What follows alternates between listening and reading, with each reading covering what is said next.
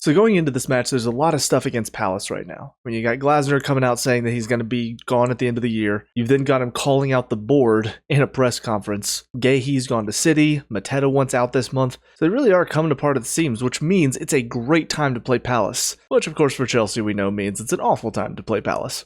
What's up, guys, and welcome to the Blues and Stripes. So going into this match on the weekend, need a win here. Rosenior has made a decent start so far, but these are the types of matches that he needs to start picking up wins in. And honestly, we do kind of need to go on a run in the league just to make sure that we do get back up into that top four and don't let the likes of Liverpool and Man U of all teams start to break away from us. But yeah, like I said in the intro, Palace right now, not in a good place. But that typically tends to be when we slip up, is playing teams that are in a rough run of form or have a lot of problems. The new manager has just come in. There's no way that he's going to do anything special, and then all of a sudden we drop points. So it'd be great to kind of get rid of that hoodoo and just go into it, get a comfortable 3 points, not have any issues. But we've also seen that we do tend to make things a little bit difficult for ourselves right now. And whether that's Rosenior, whether that's the players lacking some confidence, whatever the case, it does feel like the overall performance needs to improve. But for Rosenior, because it's still early on for him, I do think the results are more important. The performances hopefully will come the more that he continues to work with his team, continues to work with the players, and also hopefully we get a couple players in January that give a boost to the team overall. But I think he's got probably 5 to 10 more matches before the performances do need to start improving,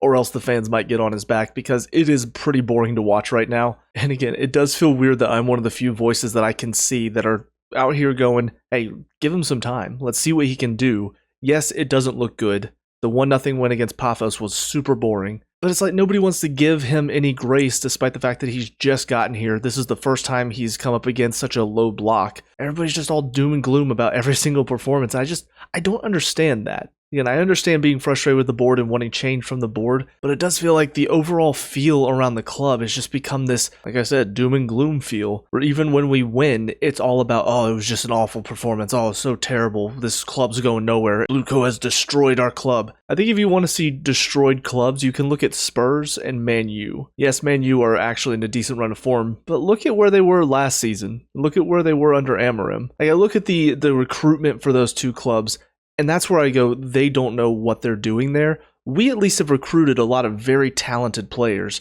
It's just about getting the right manager to click with them. And that's where I think the board has failed. And even with Rosenior, I hope he proves me wrong, but I also disagree with his appointment because he's still too young. He's still a rookie. I think we needed a more experienced manager to come in and work with these players and get them to where we need them to be. But yeah, the hyperbolic reactions to everything, the club has been destroyed by Bluco. Oh, we're in the mud, we're in the shit. I just don't see that, and I think people are letting their frustrations with the board spill over to the fact where now every little thing that goes wrong is because of them. To the point where even rumors about players wanting to leave suddenly just spills into the fan base and everybody's absolutely up in arms about everything. I'm seeing posts about it every day. And is there a chance that Palmer does want to head back to Manchester? Yeah, there is. There's a small chance. But it's the fact that we're just hearing rumors about it and from not very reliable sources, and yet everybody's just jumping on that as if, oh, that's what's happening. Palmer's leaving because of this awful board. They're just going to sell him. I just don't understand the mindset that just because a few things have gone wrong, just because the board has made some bad decisions, suddenly now it feels like we are on the verge of crashing out of the Premier League when in reality we're really not. And again, I think you can look at the team itself and look at the players that we have here and realize that we have a good enough team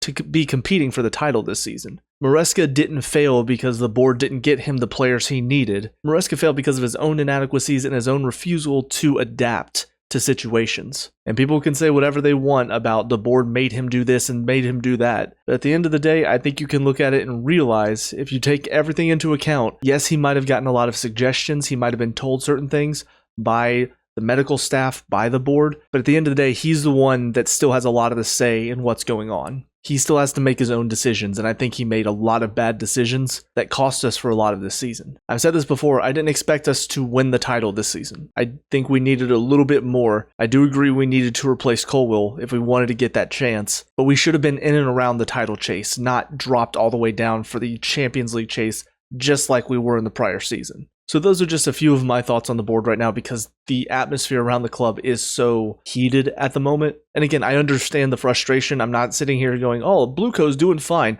I agree they're making mistakes. But I really do think a lot of people are letting those frustrations and those few mistakes build into something that it's not, which is Blueco is out here trying to just destroy the club because they only care about making money and they don't want to win. A lot of people realize at the club, you have to win to make money.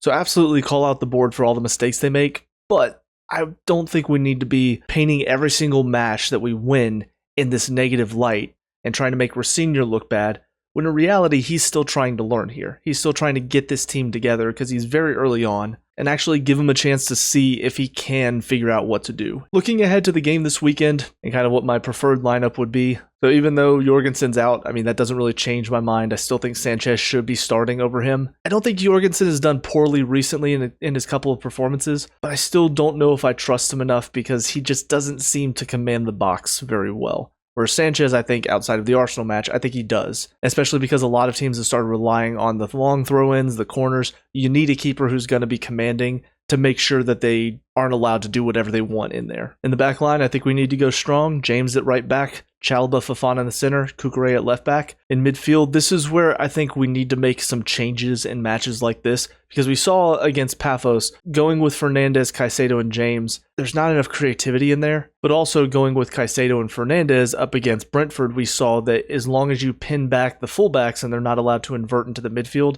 and help out Caicedo, it does make the midfield pretty easy to pass through. And frankly, I do think Fernandez does need a break, so I personally am going to go with Caicedo and Santos in this match. I think Santos can do a bit of both. He's good on the ball, he can crash into the box, but he's also very good at tracking back, being a defensive midfielder alongside Caicedo and breaking up any sort of counterattacking play. So those two in there I think are probably going to be our most solid option as far as playing up against a team that will look to hit us quick on the counter. Then going forward, this is going to be a little difficult because we don't know about Palmer yet. Neto and Garnacho both started against Paphos, so I don't know if both of them are going to start here. I would assume Neto will, just because he seems to have enough fitness to go 2 matches in a row. Garnacho, I'm not quite as certain, but I don't know what the fitness levels are for Gittins or for Esteval. I think if everybody is fully fit and ready to go, personally, I think the best option right now is Esteval and Neto. I think Garnacho has shown more quality coming off the bench than starting, and Gittins still has flashes, but not enough to really trust him there very often. Obviously, if Palmer's fit, he should start at the 10. If not, that's where it gets kind of tough because we don't really have another option